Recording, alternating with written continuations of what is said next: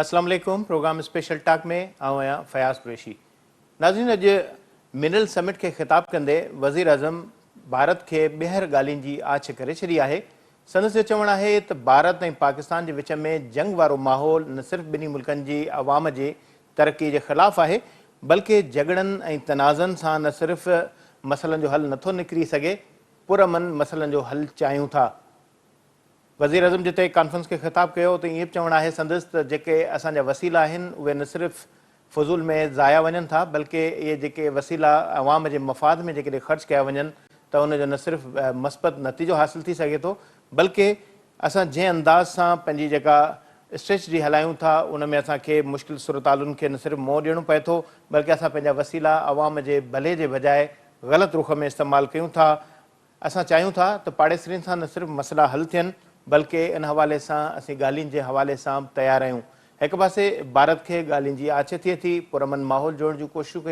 कयूं वञनि थियूं ऐं कोशिशि कई वञे थी त अहिड़ो माहौल जुड़े जो अवाम जी तरक़ीअ जा धग हासिल थियनि ऐं अवाम ख़ुशहाली जी ज़िंदगी गुज़ारे सघे। ॿिए पासे वफ़ाक़ी हुकूमत पारां अवाम जे मथां पेट्रोल बम बि किरायो वियो आहे। 1 या 2 या 5 या 10 रुपयनि जी न, बल्कि 20 रुपयनि जी हिकदमि जेका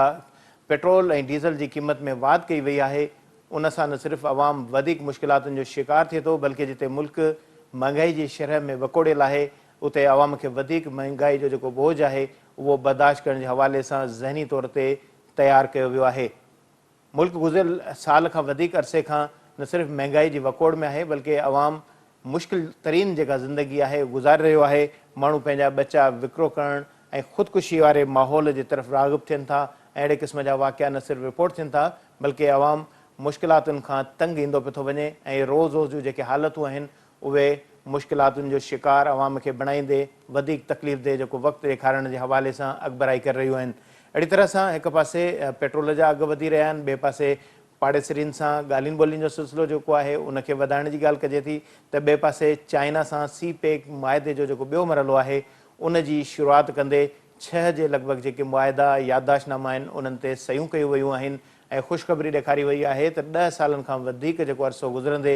25 अरब डॉलर जी जेका सीड़पकारी कई वई आहे, उनमें मुल्क जा जेके मुख़्तलिफ़ शोबा सेक्टर आहिनि, ख़ासि तौर ते तवानाई जे शोबे जो जेको ज़िक्र कयो वियो आहे उन में इहो ॿुधायो वियो आहे त मुल्क में न सिर्फ़ु लोड शेडिंग जी जेका घटिताई थी आहे, बल्कि केतिरा ई जेके रुख जेके आहिनि उन जे हवाले सां असां अॻिभराई बि हासिलु कई आहे। पर बदक़िस्मती सां जेकॾहिं इन समूरी सूरताल जो जाइज़ो वठिजे त अॼु बि गुज़िरियल ॾहाके खां वधीक अरसो जेको मुल्क महांगाई जे अज़ाब में पीड़ियल हुयो, लोड शेडिंग जी जेका वकड़ हुई, उते अॼु गैस जो जेको बहरान आहे उहो बि शिदत अख़्तियार करे वियो आहे ऐं रोज़ाने जी बुनियाद ते लोड शेडिंग जो सिलसिलो बिजली हुजे या गैस जो सिलसिलो उन में जारी आहे। इन समूरी सूरताल जे हवाले सां असांखे ॻाल्हि ॿोल जे लाइ जॉइन कयो आहे सीनियर सहाफ़ी तजनिगार ताहिर हसन साहब। ताहिर साहब अस्सलाम वालेकुम। जी वालेकुम सलाम। ताहिर साहब, एक तरफ खुशखबरी की बातें भी की जाती हैं, दूसरी जानब पेट्रोल जैसा बम है वो भी अवाम पर गिराया जाता है। कैसे देख रहे हैं? वज़ीर आज़म शहबाज शरीफ साहब ऑफ़र कर रहे हैं भारत को बातचीत के हवाले से कि आने वाले दिनों में हमें आगे बढ़ना चाहिए, जो पड़ोसी ममालिक हैं उनके साथ हम रवाबित बेहतर कर रहे हैं, अपना बजट जो गलत इस्तेमाल होता है दुरुस्त रुख में इस्तेमाल होना चाहिए और आवाम के मफाद में इस्तेमाल होना चाहिए। तो वज़ीर आज़म की इस स्टेटमेंट को पहले यहाँ से शुरू करते हैं, कैसे देखते हैं? देखिए, बड़ा खुशाइंद है और ये एक बड़ा पुराना एक वो रहा है मसला इंडिया और पाकिस्तान के दरमियान।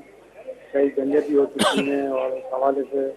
दोनों मुल्कों की इकोनॉमी बड़ी बुरी तरह अफेक्ट हुई है। ख़ास तौर पर पाकिस्तान ज़्यादा इसमें मुतासर हुआ है और ये एक अच्छी बात है कि एक प्राइम मिनिस्टर ने अपने पड़ोसी को ऑफर की है कि हम बैठ के आगे की तरफ बात करें और आगे की तरफ चलें, रास्ता निकालें। तो मेरा ख्याल है ये कि अच्छी खुशाइंद है और इसका यकीनन दोनों मुल्कों को फ़ायदा होगा, दोनों मुल्कों के अवाम के गुर्बत दूर करने में आसानी होगी। और सबसे अच्छी बात यह है कि दो न्यूक्लियर मुल्क हैं और दोनों को में अगर दोस्ती होगी तो कम से कम खतरा जो है वो उसके वो बढ़ जाए, खतरा नहीं बढ़ेगा और हम खतरे के इम्कानात से नीचे की तरफ आ जाएंगे। और जब हम नीचे आएंगे तो बाकी दुनिया में भी इस्तेकाम आएगा, क्योंकि दो न्यूक्लियर ताकतों के दरमियान टेंशन जो है वो पूरी दुनिया मुतासर हो रही है और इस रीजन की इकॉनमी भी ज़्यादा अफेक्ट हो रही है। تو ہمیں میرا خیال یہ کہ ایک مثبت سمت میں ایک راستہ دکھایا ہے پرائم منسٹر نے، اور یقیناً یہ ایک خوش آئند ہوگا ملک کے لیے بھی، عوام کے لیے بھی، اس ریجن کے لیے بھی، اور خاص طور پہ ان دو ملکوں کی اکانومی بہتر کرنے میں بڑا مددگار ثابت ہوگا۔ جو کہ یہ پوری دنیا ایک عرصے سے کہہ رہی ہے، اور خاص طور پہ اب تو چین کے نائب وزیر اعظم نے پاکستان کے دورے کے موقع پہ بھی یہ بات کہی کہ وہ سی پیک جو ہے وہ انڈیا تک لے کے جانا چاہتے ہیں۔ تو ان کا بھی ایک پلان ہے، اور اس پلان میں اگر پاکستان اگر رول پلے کرے گا تو ایک بڑا، میں سمجھتا ہوں کہ ایک کریڈٹ جائے گا، کیونکہ آپ کو یاد ہوگا کہ امریکہ اور چین کے درمیان بھی جو ہے دوستی کا کریڈٹ پاکستان کو گیا ہے، اور ان دونوں سپر طاقتوں کو ملانے اور ان کے درمیان بات چیت کرانے کا جو سہرا تھا وہ پاکستان کا تھا۔ اب اگر یہ ایک اچھا جیسچر جائے گا تو ہم سمجھتے ہیں کہ دنیا جو ہے وہ ہمارے ساتھ کھڑی ہوگی، ہماری مشکلات میں ہمیں مدد کرے گی، اور ہم بھی خود اپنے پیروں پہ کھڑا ہونے کے قابل ہو سکیں گے، کیونکہ ہم جب دیکھیں گے کہ ٹینشن ختم ہو رہی ہے تو پھر ظاہر انویسٹمنٹ بھی آئے گی، اور انویسٹمنٹ آئے گی تو لوگوں کا روزگار بھی آئے گا، ملک ترقی بھی کرے گا، اور بہت سارے معاملات میں پاکستان میں بہتری ہوگی۔ اچھا طاہر صاحب، پاکستان ہمیشہ اس چیز کا خواہش مند رہا ہے کہ بات چیت کا جو سلسلہ ہے وہ چلنا چاہیے، اور معاملات تنازعات جو ہیں وہ انہیں حل ہونا چاہیے، مگر بنیادی جو رکاوٹ ہے وہ یہ دیکھنے میں آتی ہے کہ جو سپر پاور جو ڈس بیلنس ہوتا ہے اس بنیاد پر ہمارے ساتھ یہ معاملات بلاک کی صورت میں ایک طرف آتے ہیں، مگر اس طرف اگر دیکھا جائے، اگر موجودہ جو صورتحال ہے اس خطے کی اس وقت،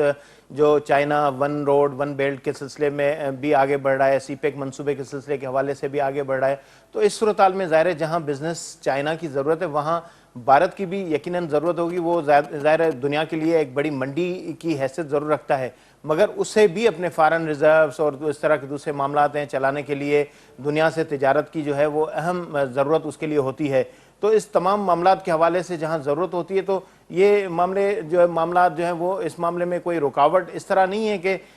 جو قوتیں ہیں وہ نہیں چاہتی کہ پاکستان اور بھارت جو ہے وہ ہمیشہ لڑتے رہیں اور وہ اپنے مفاد جو ہیں وہ سیدھے کرتے رہیں، اور ظاہر اس خطے میں اس وقت اب جو ضرورت ہے سی پیک، یا جس طرح ماضی میں ایسٹ انڈیا کمپنی آئی تھی تو پہلے بھارت اور پاکستان 75 سال بعد جب ان کا بٹوارا ہوا تو اس کے بعد یہ پھر معاملے ایک اس طرح کی رخ اختیار کر گئے کہ جنگوں کی صورت، پھر پاکستان کے خلاف سازشیں اور پاکستان کے حوالے سے بھی الزام لگائے جانے لگے۔ تو اس معاملے کے حل کے لیے کوئی اور رستہ نکل سکتا ہے کہ کوئی ایسی قوت بیٹھے جو ان معاملات کو حل کرے؟ ہمیشہ کی طرح پاکستان نے پیش رفت کی ہے، جس طرح نواز شریف صاحب کے زمانے میں بھی پیش رفت تھی، جنرل مشرف کے زمانے میں بھی پیش رفت تھی، وہ پاکستان کی طرف سے تھی، مگر بھارت کی طرف سے اس حوالے سے کوئی ایسے اقدامات نہیں ہوتے جن سے اس معاملے پر جو ہے پیش رفت ہو سکے۔ دیکھیے بات یہ ہے کہ بھارت کی تو ایک بڑی پرانی خواہش ہے کہ وہ اس ریجن میں جو ہے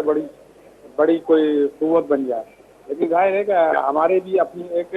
ریکوائرمنٹ ہے، ہماری اپنی بھی معاملات ہیں، تو ہم بھی ایک سپر پاور کے طور پہ دیکھے جاتے ہیں، نیوکلیئر سپر پاور ہیں ہم، تو یہ والی بات تو بھارت کی ایک سمجھ لیں کہ ناممکن ہے کہ اس کو یہاں اس ریجن کا کوئی سپر پاور کا رول دیا جائے۔ یہ اگر ان کی خواہش رہی ہے تو میرا خیال یہ کہ وہ اس کی وجہ بھی ایک ٹینشن رہی ہے، اور ہم نے ہمیشہ، پاکستان نے ہمیشہ پہل کی ہے، دوستی کی بات کی ہے، ہمیشہ ان کو آن بورڈ لیا ہے اور کہا ہے کہ آئیے معاملات کو ٹھیک کریں اور آگے کی طرف لے کے چلیں، ٹریڈ کریں۔ آپ کو یاد ہوگا کہ کشمیر میں بھی ٹریڈ پاکستان کی انیشیٹو تھا جو کھولی گئی تھی، اور وہ کافی حد تک چلتی رہی، پھر اس کے بعد انڈیا نے ہی اس کو بند کیا۔ اسی طرح اور دوسرے معاملات میں بھی پاکستانی انیشیٹ کرتا ہے، اور دنیا یہ جانتی ہے کہ پاکستان ایک پیسفل امن پسند ملک ہے، اور وہ بار بار بھارت کو اس بات کی طرف راغب کرتا ہے کہ آئیے امن سے رہیں، دوستی سے رہیں، بھائی چارے سے رہیں، ایک دوسرے سے تجارت کریں، اور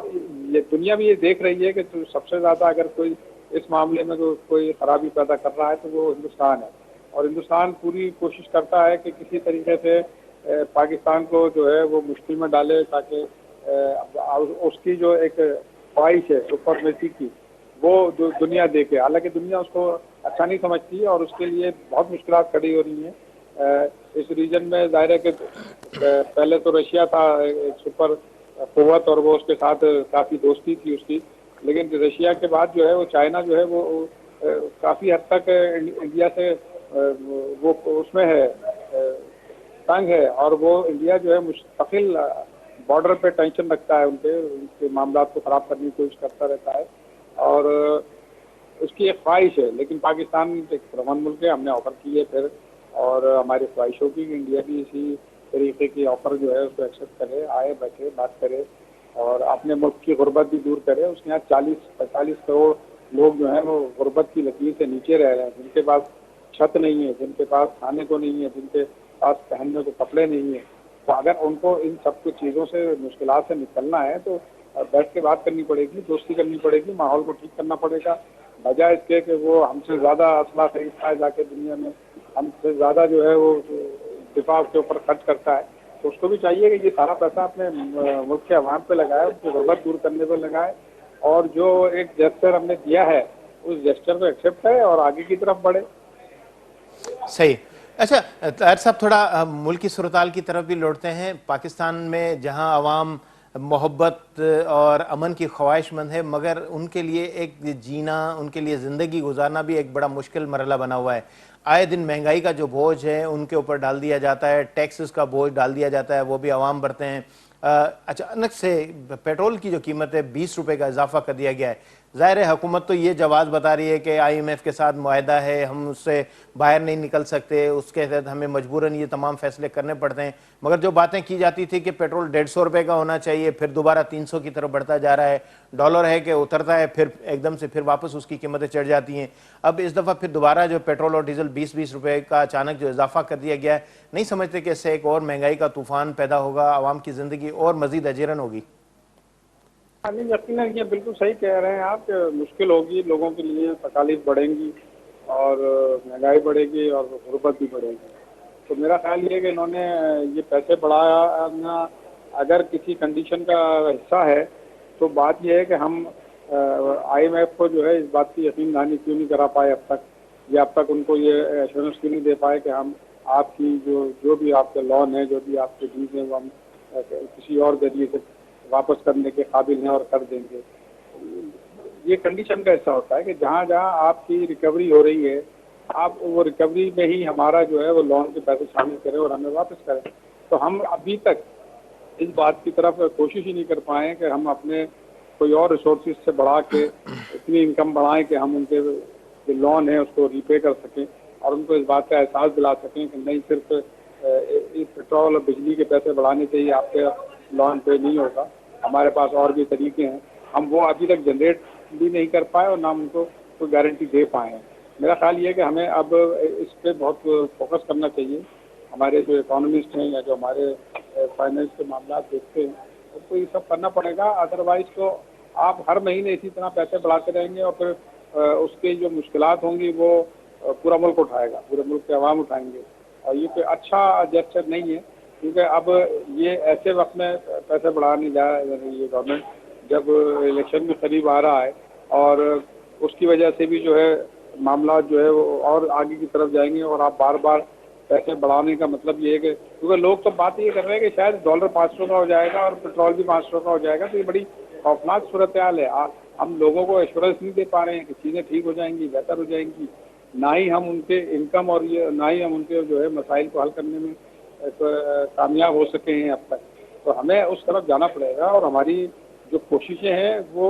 उस जानिब लगानी पड़ेंगी कि हमें लोन की भी ज़रूरत ना पड़े, हमें कंडीशन की ज़रूरत ना पड़े और हम ये सारे के सारे पैसे वापस करके अपनी इकॉनमी जो है खुद जनरेट करें और अपने पैरों पर खड़ा हों। अच्छा ताहिर साहब, एक सवाल और भी आपसे लेंगे। हुकूमती इत्तेहाद में जो कौमी असम्बली में 9 अगस्त को जो निगरान सेटअप के हवाले से पेशरफ्त और फिर उसके बाद असम्बली तोड़ने के हवाले से बातचीत हुई है, निगरान वज़ीर अज़म के हवाले से भी इतफाक़ हुआ है। वज़ीर अज़म ने अपने इत्तेहादियों से नाम तलब किए हैं, दूसरी जानब राजा रियाज ने अपनी अपोजिशन जमातें हैं उनके हवाले से भी 3 तारीख या 2 तारीख को इजलास करने के हवाले से बातचीत की है। उनका ये कहना है कि GDA और JI जमात इस्लामी से भी वो मुशावरत करेंगे अपोजिशन पार्टियों से। तो क्या नज़र आ रहा है, कोई निगरान वज़ीर अज़म के हवाले से भी कोई बातचीत नज़र आ रही है, पेशरफ्त होगी? कुछ हल्के तो इस तरह की भी बातें कर रहे हैं कि ये एक तवील सेटअप होगा, हो सकता है कि 2 साल तक भी चले। जिस तरह मंजूर वसान साहब ने भी आज स्टेटमेंट निकाली, उनका भी ये कहना है कि वो बड़ी मुश्किल सूरत हाल देख रहे हैं, कड़ा एहतसाब होगा, सख्त एहतसाब होगा اور یہ انتخابات جو ہیں وقت پر ہوتے ہوئے نظر نہیں آ رہے؟ دیکھیں، بات یہ ہے کہ یہ شکوک و شبہات آج سے نہیں ہے، شکوک و شبہات ہمیشہ رہے ہیں۔ جب جب اس ملک میں الیکشن آئے ہیں اسی طرح کے شکوک و شبہات ہوتے رہے ہیں، اور اس کی وجہ غالباً یہ ہے کہ ہم سسٹم کو اسٹیبل نہیں کر سکتے، جمہوریت کو مضبوط نہیں کر سکے۔ اور حالانکہ آپ دیکھیں کہ دنیا بھر میں جو ہے وہاں ایک کیئر ٹیکر کا سیٹ اپ نہیں ہوتا، حکومت ہی کراتی ہے الیکشن، الیکشن کمیشن بہت امپاور ہوتا ہے اور وہ سارے ایڈمنسٹریشن جو ہے وہ اپنے طور پہ کام کرتی ہے، حکومت اپنے طور پہ کام کرتی ہے۔ یہ ہمارے یہاں یہ ہے چونکہ اعتماد کا فقدان ہے بہت زیادہ، تو اس لیے ایک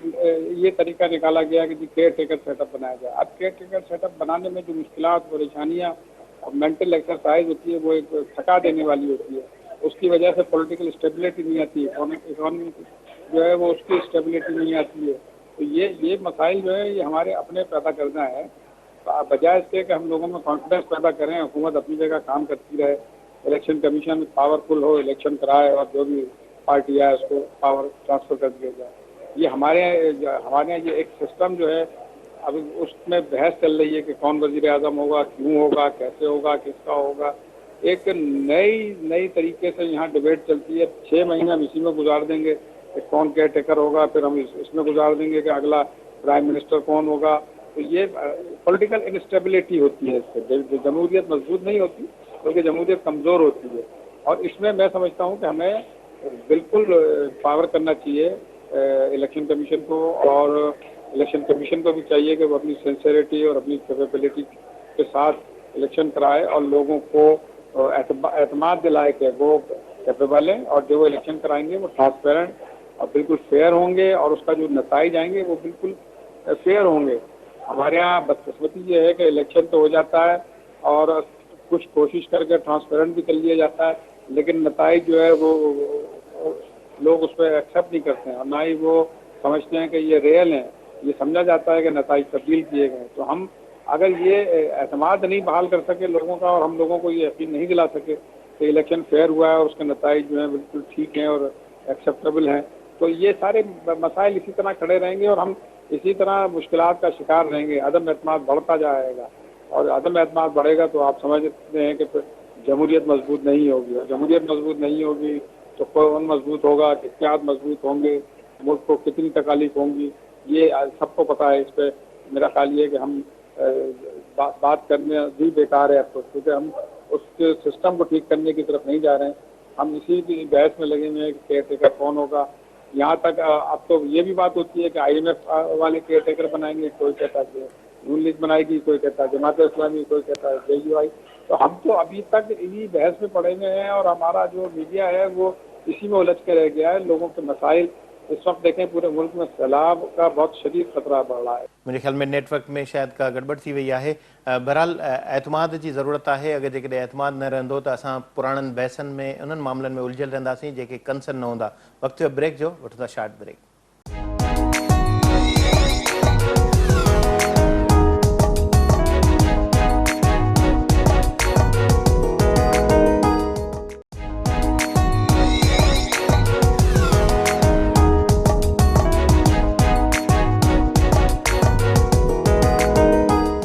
ویلکم بیک۔ جڑی ریت گال بول کئی سی تو ملک میں عوام کے متھا بہر ایکڑو مہنگائی جو بم کرایا ویو ہے پیٹرول کی صورت میں، پیٹرول بم کرایا 20 روپیا یکمشت ایک دفعی واد کئی وئی ہے، جن سبب ایک پاسے عوام اگے جتے مہنگائی کے ور چڑھل ہے اتنے انہن کے لائے ودیک مشکلاتن جو سبب پیدا کیا ویو ہے۔ مہنگائی سبب مانو مشکلاتن کے اگ میں مو ڈئی رہا ہیں، روزگار کے ذریعہ وسیلہ گھٹ ہوجن سبب مانو اگ میں تنگ ہیں۔ ایک پاسے یہ صورتحال ہے، بے پاسے سی پیک کے حوالے سے 10 سال مکمل تھیण کھان پوئے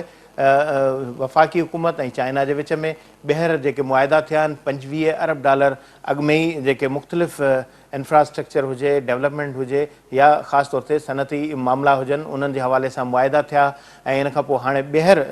چائنا پاکستان کے وچ میں بے مرحلے کے تحت جو سی پیک منصوبے کی شروعات کی وئی ہے۔ لی فینگ نائب وزیر اعظم پارا جو دورو کیا ویو، ان دورے میں معاہدن میں ایندڑ وقت میں سی پیک جتے وچ میں ڈسٹرب کیا ویو،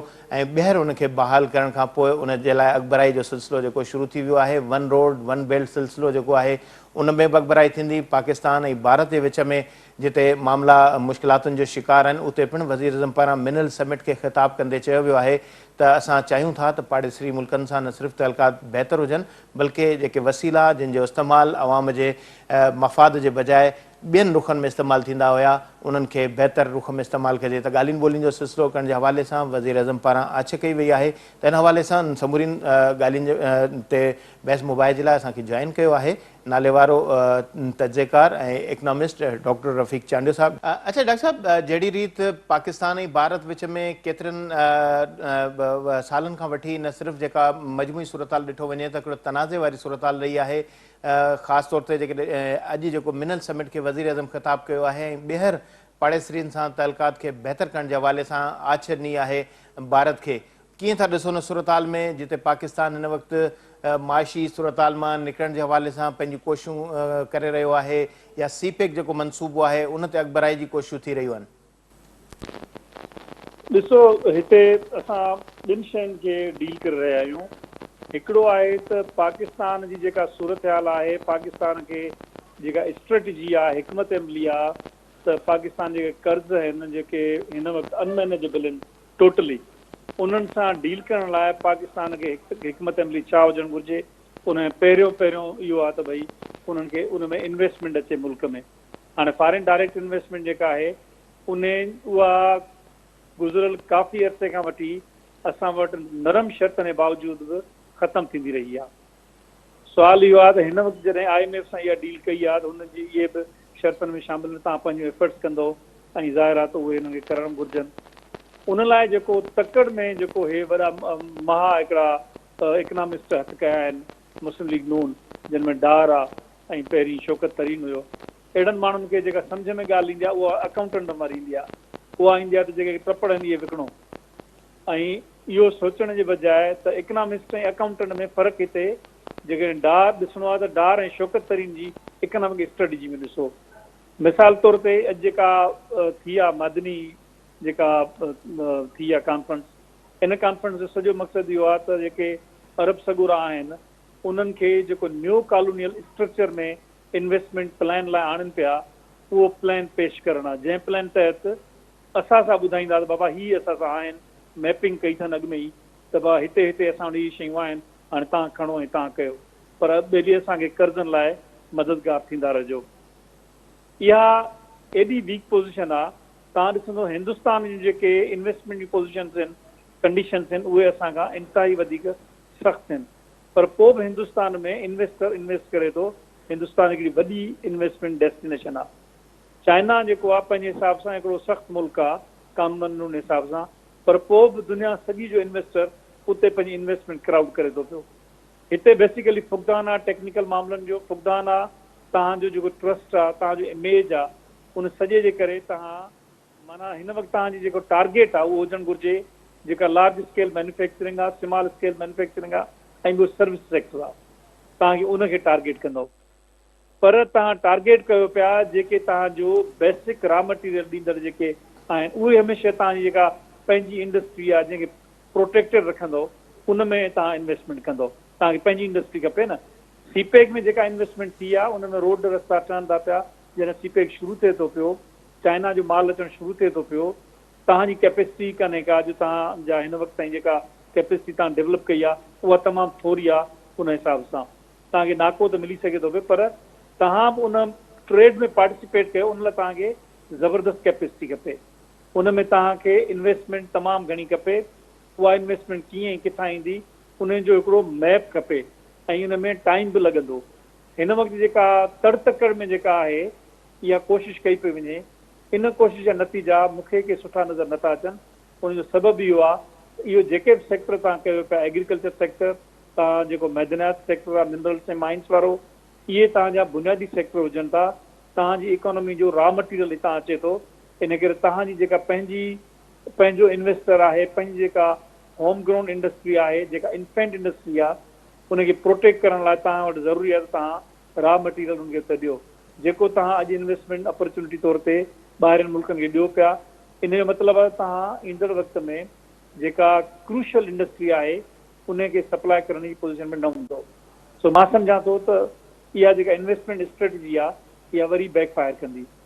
सही। अच्छा डॉक्टर साहब, जेका भारत खे जेका आछ कई आहे वज़ीर अज़म पारां, इन जो बि असांजी जेका इकॉनॉमी ते असरु बहितर थींदो? त इहे ज़ाहिर आहे पाकिस्तान हमेशह अॻिभराई कंदो आहे त ॻाल्हियुनि ॿोलियुनि जो सिलसिलो भले, पर बदक़िस्मती सां भारत इन्हनि शयुनि खे क़बूल नाहे कंदो। ज़ाहिर हिन वक़्तु जेको सीपेक मनसूबो आहे मजमूई तरह सां जेकर ॾिठो वञे त उन सॼे रोड नेटवर्क में सेंट्रल एशिया वारो जेको इलाइक़ो ख़ासि तौर ते हिन ख़िते में जेके मुल्क आहिनि उहे बि कनेक्ट थियनि था, इन्हनि जो सिधो रस्तो यूरोप ताईं मिले थो। त अगरि जेकॾहिं भारत इन मामले में जेकॾहिं अॻिभराई नथो करे ऐं पाकिस्तान जेकॾहिं ऑफर कंदो ई रहे थो, उहा क़बूल न थिए, त ज़ाहिर इहो ख़ितो जेको आहे उहो ई साॻी इन सूरताल जे वर चढ़ियल रहंदो। ऐं इहा जेके वन रोड वन बेल्ट वारो जेको बिज़नेस जेको नेटवर्क आहे, जेको तसवर आहे, उहो बि सम्झो था त उन में नाकामी थींदियूं। ॾिसो, ट्रेड जेको आहे न, ट्रेड रिजिम जेका आहे, जेका चाइना, पाकिस्तान, साउथ एशिया सॼे सां जेको चीन जो ॻंढापो आहे, उन ॻंढापे सां जेकॾहिं ट्रेड जो रस्तो हलणो आहे उहो गॾियल तौर ते साउथ एशिया सॼे जो थियणो आहे। सही। उन में तव्हां उनखे भले डिस्कनेक्टेड ऐं मिसकनेक्टेड रखो, पर इहो इन जा जेके नतीजा आहिनि एतिरा सुठा न निकिरंदा। तव्हांजा जेके बि तनाज़ा आहिनि, जेके सियासी तनाज़ा आहिनि, इहे सभु हल थी सघंदा पिया जेकॾहिं तव्हां ट्रेड में कंसेशन्स कयो हिक ॿिए सां। हाणे प्रॉब्लम इहो आहे त पाकिस्तान जा हिन वक़्तु बि जेके वॾे में वॾा जेके जिन वटि एक्सपोर्ट करे थो पाकिस्तान, उन्हनि में अमेरिका, यूरोपियन यूनियन ऐं जेके हिन से पंहिंजा ॿिया कुझु मुल्क आहिनि, पर उन्हनि में चाइना कोन्हे को। चाइना वॾी एक्सपोर्ट डेस्टिनेशन न आहे असांजी। चाइना खे एक्सपोर्ट करणु ॾुखियो में ॾुखियो मसइलो आहे, छो त चाइना तमामु चाइनीज़ इकोनॉमी कॉम्पिटेंट आहे ऐं हुन वटि जेका आहे सा कंपेरेटिव एडवांटेज ऐं एब्सोल्यूट एडवांटेज ॿिन्ही सूरतुनि में जेके आहिनि से हुननि जी प्रोडक्टिविटी तमामु हाई आहे। यानी इन करे तव्हां उन्हनि सां कॉम्पिट न, पर तव्हां उन्हनि ज़रिए रोड ऐं बेल्ट इनिशिएटिव ज़रिए पंहिंजो पाण खे मार्केट करे सघो था, पंहिंजो पाण खे उन इंफ्रास्ट्रक्चर में उन में आणे सघो था। पर मां सम्झां थो त एज़ अ प्रोफेशनल इकोनॉमिस्ट मां सम्झां थो इहो तमामु घणो ज़रूरी आहे त असांखे जेको साउथ एशिया आहे उन साउथ एशिया खे हिकिड़े ॿिए पर्सपेक्टिव में ॾिसण जी ज़रूरत आहे। बुनियाद परस्ती पाकिस्तान जो मसइलो आहे, बुनियाद परस्ती हिंदुस्तान जो मसइलो आहे, ऐं जेके बि आहिनि पंहिंजो रिजिम्स आहिनि जी जी बुनियाद परस्ती खे हवा ॾियण में हथु रहियो आहे, जेको आहे उन्हनि जो वॉल्यूम तमामु घटि आहे। जी। अच्छा, जहिड़ी रीति ज़ाहिर आहे हाणे पाक भारत जे विच में हिकिड़ो जेको बुनियाद परस्ती वारो मसइलो बि आहे, पर असां एतिरा जज़्बाती थींदा आहियूं जेकॾहिं को मज़हबी मामिलो थींदो आहे दुनिया जे कंहिं मुल्क में त असां मुतालबा कंदा आहियूं त तव्हां हिन ते हुकूमत हिन ते पाबंदी लागू करे छॾे। उन जे मुक़ाबले में चाइना असां वटि उते एतिरी वॾी सीड़प करे पियो, $25 अरब जी पहिरियों बि सीड़प कई अथई। हिन वक़्तु बि 6 वधीक जेके मुआहिदा थिया आहिनि जेके जिन ते MOUs ते साइन कयूं वियूं आहिनि, त इहे जेके 6 MOUs जेके आहिनि उहे मुआहिदो ज़ाहिर उन्हनि ते अॻिभराई थियणी आहे, पर गुज़िरियल जेके 3-4 साल जेके गुज़रिया उन में चाइना पाकिस्तान सां जेको CPEC जेको मनसूबो हुयो उन में उनखे काफ़ी तकलीफ़ खे मुंहुं ॾियणो पियो। त ईंदड़ वक़्त में सम्झो था त अहिड़े क़िस्म जी का हिकमत अमली हूंदी जेको इहे समूरा जेके सेक्टर्स आहिनि, समूरा जेके मामला आहिनि, उन्हनि जे हवाले सां का मरबूत जेका हिकमत अमली जेका आहे उहा अख़्तियार थिए ऐं ईंदड़ वक़्त में इहे मामला ॿीहर डिस्टर्ब न थियनि। इहो सवाल वरी कजो, इहो सवाल ठीक तरह सां ॿुधण में न आयो, वरी कजो महिरबानी। मुंहिंजो चवण जो मक़सदु इहो त हिकिड़े पासे ज़ाहिर असां बुनियाद परस्ती वारनि मामलनि खे मुंहुं ॾियूं था, ॿिए पासे CPEC जेको आहे गुज़िरियल 4-5 सालनि जे अरसे दौरान उहो डिस्टर्ब रहियो। हाणे ईंदड़ वक़्त में सम्झो था त इन में के रुकावटूं पैदा न थींदियूं, उनखे मुस्तक़िल रखण जे हवाले सां का बि हिकमत अमली जेका का तरतीब ॾिनी वई आहे। 6 जेके मुआहिदा जेके आहिनि उन्हनि ते सयूं कयूं वियूं आहिनि, त उन में का अहिड़ी रुकावट या अहिड़ा मसइला त न थींदा जो ॿीहर असां वापसि पंहिंजा तहलकात बहाल करण में ई लॻंदा रहूं ऐं हिन वक़्तु असां 10 सालनि जी सालगिरह पिया था मल्हायूं त 10 साल असां गुज़ारे आया आहियूं ऐं ईंदड़ वक़्त में असां वटि बहितरी थींदी? ॾिसो, हिकिड़ी ॻाल्हि इहा आहे त हिकिड़ो इकोनॉमिस्टनि जो ग्रुप आहे पाकिस्तान में जेको सम्झे थो त CPEC जेको आहे सो गेम ओवर आहे पाकिस्तान जी। पाकिस्तानी इकोनॉमी कॾहिं बीह नथी सघे उन्हनि जे आॾो, इट कैनॉट स्टैंड, ऐं पोइ उन्हनि जी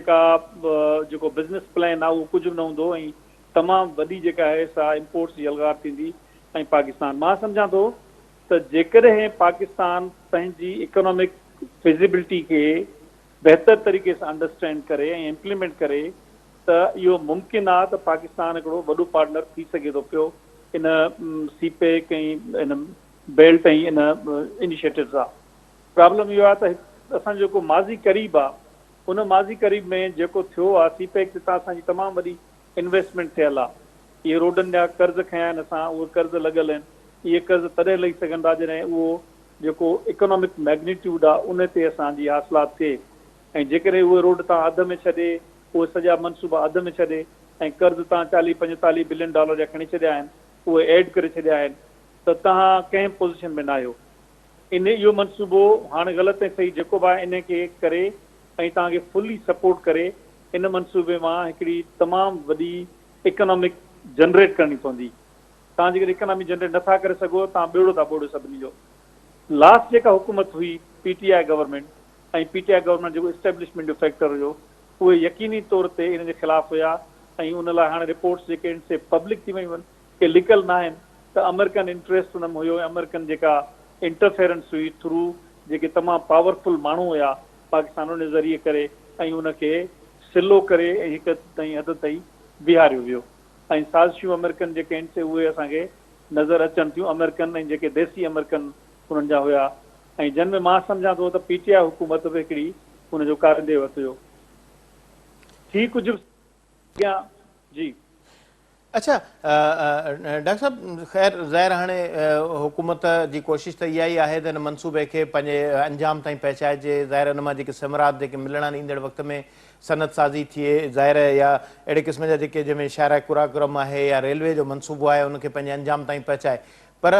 जेके ख़दशा आहिनि, जेके ज़ाहिर जहिड़ी रीति पब्लिक थियल इहे ॻाल्हियूं बि आहिनि, तव्हां बि ज़िक्र कयो त इहे फैक्टर जेके आहिनि उन्हनि जो हाणे सम्झो था त उहे पंहिंजे अंजाम ताईं पहुची विया आहिनि या इहे ख़दशा अञा बरक़रार आहिनि?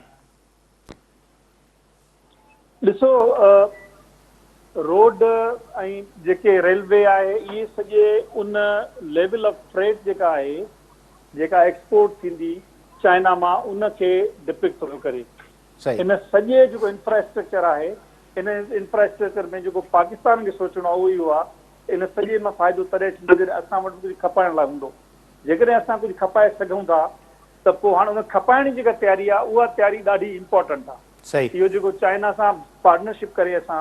इहा करे रहिया आहियूं उहो त बिल्कुलु ठीकु आहे, उहो इंफ्रास्ट्रक्चर प्रोवाइड कंदो ऐं जेको एक्सपोर्ट जो जेको रेशो आहे जेका आसानियूं आहिनि उहे पैदा कंदो ऐं दुनिया में असां बि उन्हनि सां गॾु बिज़नेस करे सघूं था पिया। पर खपाईंदासीं छा? जेकॾहिं खपाइण लाइ असां वटि कुझु बि कोन्हे, असां अञा ताईं इहे बसर ऐं टमाटा जेके बि सदाईं असां वटि घटिजी वेंदा आहिनि ईरान मां ऐं ॿिए हंधा किथां घुराईंदा आहियूं, इहो ई हाल आहे। छो त ॾिसो, क्लाइमेट हिकिड़ो वॾो फैक्टर आहे हिन वक़्तु। क्लाइमेट एॾो वॾो फैक्टर आहे जो असांखे जेका इकोनॉमी हिन वक़्तु पंहिंजो जेका अॾणी आहे उन इकोनॉमी खे जेका क्लाइमेट रेज़िलेंट इकोनॉमी अॾणी पवंदी ऐं इहा हिकिड़ी नई साइंस आहे जंहिं तहत अचिणो पवंदो। मां सम्झां थो त एतिरो डीपली पाकिस्तान में इकोनॉमिक जेके आहिनि माहिर आहिनि उहे आहिनि ई कोन, नई जेके आहिनि उन्हनि खे स्पेस आहे त इहो एतिरी इकोनॉमिक जेके आहिनि उन्हनि खे अॾनि। हीअ त नंढियूं जेके 2-3 इकोनॉमिक ज़ोन्स आहिनि उहे ठाहिण में नाकाम आहिनि, उहे ई बंदि आहिनि। ऐं जेको सीपेक जो मनसूबो तव्हां ॾिठो त 10 साल थी विया आहिनि पूरा, 10 सालनि में हिन वक़्तु ताईं जेके मेजर रोड आहिनि उहे पूरा न आहिनि थिया। यानी मूंखे हैरत थी लॻे पई त अञा ताईं जेको हैदराबाद ऐं सखर सेक्शन आहे इहे सेक्शन वॾा सेक्शन अञा ताईं मुकमल न थी सघिया। सही। अच्छा डॉक्टर साहब, वक़्तु घटि, आख़िरी हिकिड़ो शॉर्ट में अधु मिंट जो तव्हांखे सवाल वठां थो त पेट्रोल जी क़ीमतुनि में वाध कई वई आहे, उनखे कीअं था ॾिसो? मां तव्हांखे ॿुधाईंदो हलां त जेको ईंदड़ साल 1-2 माना ईंदड़ साल 25 ताईं 2025 ताईं पाकिस्तान खे मुश्किलात जो साम्हूं आहे, जंहिंमें इन्फ्लेशन राइज़िंग हूंदी ऐं कॉन्स्टेंटली 20-25 जे आसपास रहंदी ऐं जंहिंजे करे अनएम्प्लॉयमेंट बि हूंदी। हीअ जेका आहे वाध आहे इन मूंखे हैरान हुन करे कयो आहे त हीअ गवर्नमेंट जॾहिं वञी रही हुई त 7-8 खां पोइ कंदा त पोइ शायदि हुननि खे सियासी फ़ाइदो ॾे आहे। सम्झ में नथो अचे त इहो छो डार साहब वेंदे हिकिड़ो झटको हणी छॾियो आहे। उन लाइ माना मुख़्तलिफ़ कयासारायूं हलनि थियूं पियूं, पर मुस्लिम लीग ऐं PDM जे तरफ़ां इहा हिकिड़ी तमामु वॾी ग़लति स्ट्रेटजी हूंदी। जेतोणीकि मां नथो सम्झां त को 8 ॾींहंनि में को हुनजे वधाइण जो को फ़र्क़ु पवे आहे, छो त अॻियां इंटरिम गवर्नमेंट आहे, पोइ जेतिरो बि इंटरिम ॾे आहे त हिननि जो हुन ते फ़ाइदो पंहिंजो नुक़सानु न पवे आहे। पर मां सम्झां थो इन लाइ पाकिस्तानी